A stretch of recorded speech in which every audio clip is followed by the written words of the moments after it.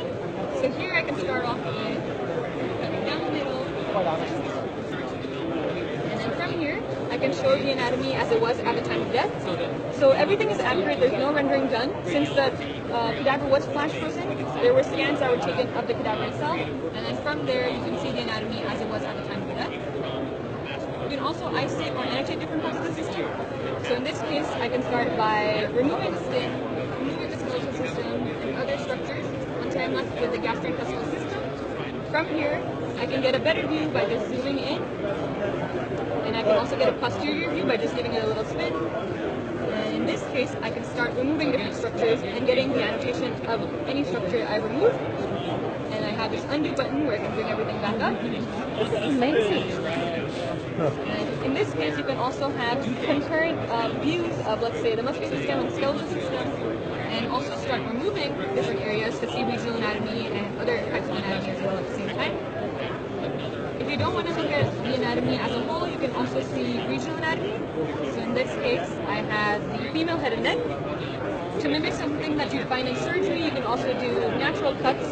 So in this case, I have an incision made, and you can also see the relationship between the skin, the fat, and other structures. And as I showed earlier, you can go ahead and also remove structures here and press this undo button.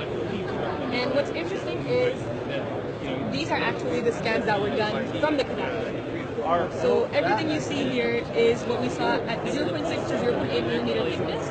And so each time I turn around, slide through these sections, I can see where it relies on the aspect. And you're not just limited to the head and neck, you also have areas like the brain, large areas like the thorax and the abdomen, all the way down to the leg and foot. And what's most interesting to me is you can load in your own patient's CT or MRI scans, and from there you can get a 3D model of what you're seeing.